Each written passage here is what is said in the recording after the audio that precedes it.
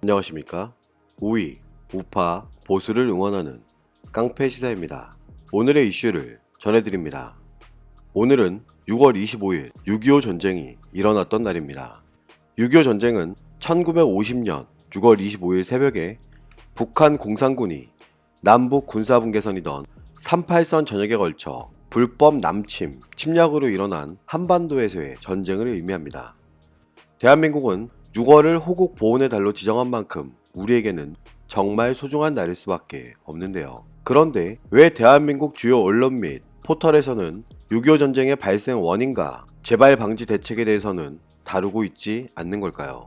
지금의 이 자유가 있기까지 수많은 순국 선열들의 희생과 헌신이 있었음을 우리가 기억해야 하기에 오늘은 6.25 전쟁에 관련된 이야기를 해보려고 합니다. 여러분은 6.25 전쟁에 관련하여 얼마나 알고 계십니까? 1945년 제2차 세계대전이 종결됨에 따라 1945년 8월 15일 대한민국은 일본의 불법적인 점령으로부터 광복을 맞게 됩니다. 카이로 회담의 약속으로 나라의 독립은 보장되어 있었지만 미국과 소련의 대립이 있던 시기였기에 북쪽에는 소련군이 남쪽에는 미군이 분할 진주함으로 국토의 분단이라는 비참한 운명에 놓이게 되는데요. 1945년부터 1948년까지 한반도 북쪽에는 소련이, 남쪽에는 미국이 진주한 이 시기를 미소 군정기라고 불리기도 하는데요.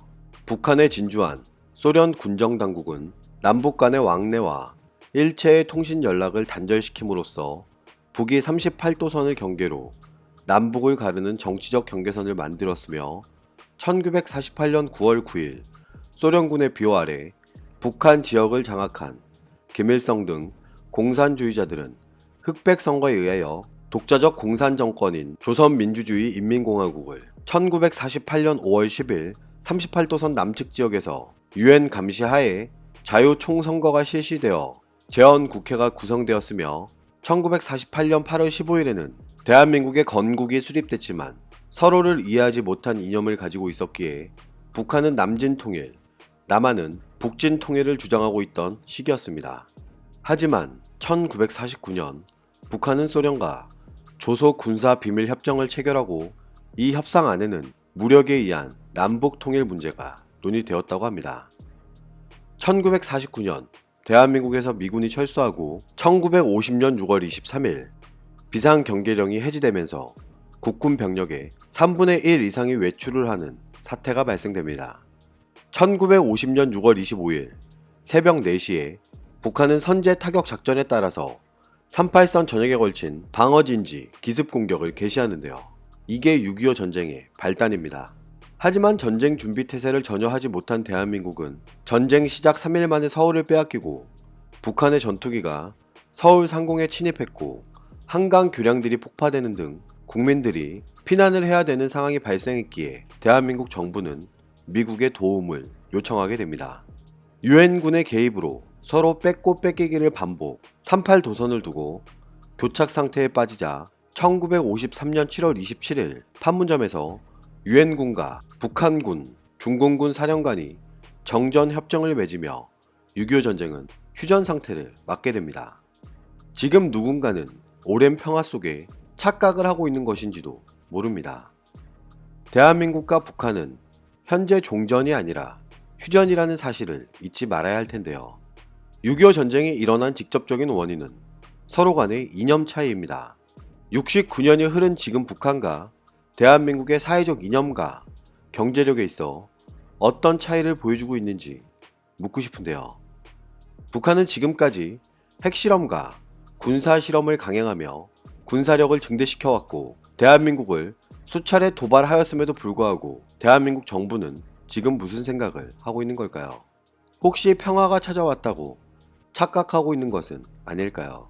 문재인 정부는 세계식량계획과 유니세프의 북한 취약계층 대상 인도 지원 사업 등에 800만 달러를 공유하기로 5월에 결정하고 6월 11일 송금을 완료했으며 북한의 식량난을 고려하여 5만 톤의 국내산 쌀을 지원하겠다고 밝혔습니다.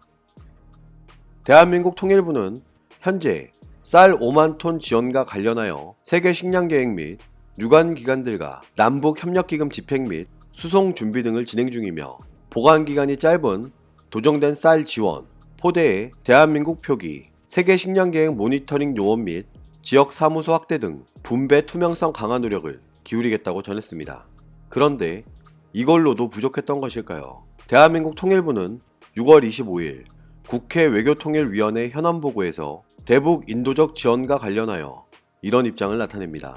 유니세프, WHO 등 주요 국제기구의 북한 취약계층 대상 영양지원, 모자보건, 보건의료 지원사업 등의 공여를 검토할 것이라고 하는데 이미 지난 정부에서도 국제기구와의 업무협약, MOU 체결을 통해 대북 취약계층 지원사업이 추진됐다면서 이번 지원사업은 인도적 상황을 고려하면서 그간 해온 사업을 계속 검토해 나가겠다는 취지라고 합니다. 정부의 이 같은 대북 지원 선택에 납득이 되지 않는 것은 저만의 생각일까요? 북한 김정은은 문재인 정부의 정상회담 제의에도 여전히 묵묵부담이며 지원은 대한민국이, 친선은 미국 트럼프 대통령에게 보내는 등 대한민국을 무시하는 일관된 모습을 보이고 있으며 연일 대남 비난만 하고 있는 상황입니다. 대한민국 통일부 관계자는 이런 입장을 나타냅니다.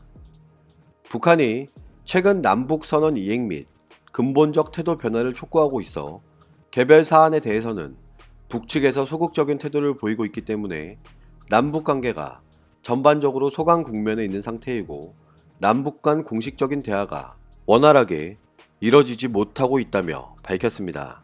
이건 곧 문재인 정부의 이 같은 지원에도 불구하고 북한은 당연하다는 듯이 받고 있다는 걸로 풀이될 수도 있음을 의미하는데요.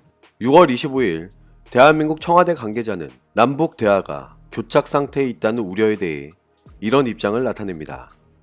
우리도 대북 채널이 있고 소통은 계속 원활하게 하고 있다면서 안보실의 경우 공개하지 못할 활동을 많이 하고 있고 지금까지 해왔고 지금도 하고 있고 물밑에서 활발히 움직이고 있다며 밝혔습니다.